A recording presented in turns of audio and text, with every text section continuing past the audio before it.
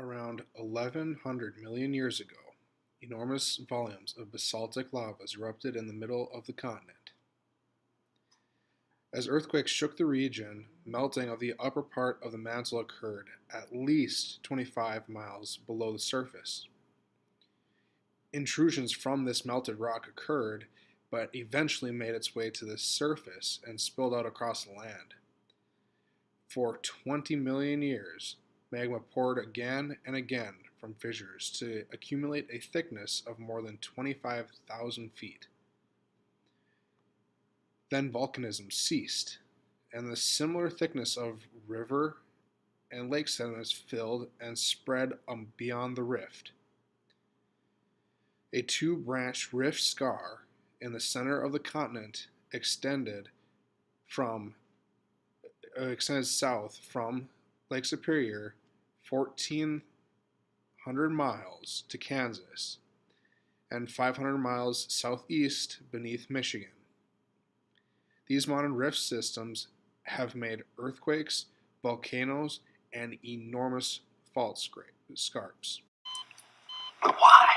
Fair question. It is due to the process called the Wilson cycle, which is a cycle of opening and closing of ocean basins, and virtually every part of Earth's crust can be related to plate tectonic conditions under the Wilson cycle.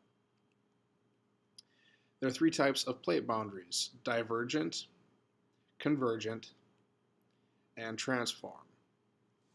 The Wilson cycle is showing us what happened in Minnesota and Wisconsin 1,100 million years ago when this rift first started. So to show you this cycle as a profile, I'm using a whiteboard to recreate the evidence. And as Bob Ross would say it, here's the happy little continent, and that'll be our little secret. Bush right down over here in the corner there. And that'll just be our little secret. And if you tell anyone that that bush is there, I will come to your house and I will cut you. The continent at this point is essentially boring. I mean, no earthquakes or volcanic activity whatsoever. But after thousands of years, the stable continent, magma would rise from the mantle towards the surface. This would thin the crust, creating weak points and axial rifting. These rifts are typically tens of kilometers across from the rift floor to the mountain crest on either side of the mountain. At this point, the two mountain sides of the rift will start to pull apart. As the two sections get far enough apart, water will fill in between the two continents and enter the region into an early divergent state. The mafic volcanic activity that is concentrated at the rifting site will continue to release mafic igneous rock, and the two pieces of the original continent will drift farther and farther apart, and the gap will be filled with the igneous rock.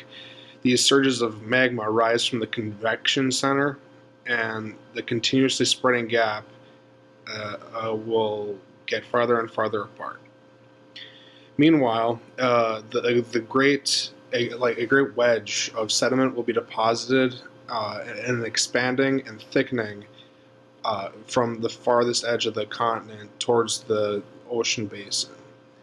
This is due to the water currents and other aspects of erosion. At this point, we are still in the divergence stage of the Wilson cycle, and it could go on for tens or hundreds of millions of years, but at some point the divergence will stop and the two continents begin to move back towards each other. This will initiate the second half of the Wilson cycle, and this is convergence. As I said before, there is a transform boundary as well as divergence and convergence, but this is purely a divergence and convergence theory. But as the plate boundaries begin to converge on one another, meaning move back towards each other, the ocean crust will be subducted underneath a continental crust, and this will create a volcanic. What does this mean to the town? Well, this graph shows everything from normal to bad. Right now, South Park is here.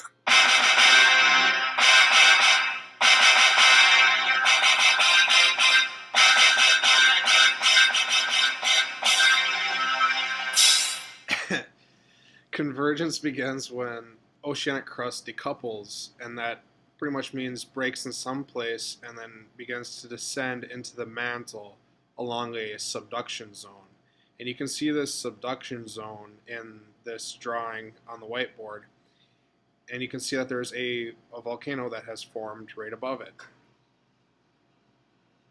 Usually this will be a pretty violent volcano associated with stratovolcanoes and very felsic magmas. But as soon as these plates converge and the continents meet, the volcanic activity is more likely going to stop because the crust will be way too thick to allow magma to come up through all the way through the crust. This is the typical cycle of the Wilson cycle, and it'll keep going as long as the Earth is still here. There will be more landforms pushed up on top of this one, and it'll become a larger continent until we got what we see today. However, this is not exactly what happened in Minnesota and Wisconsin. If you remember back to the first stage of the rifting, the mid-continent rift that occurred here in our backyard really never made it out of the first stage.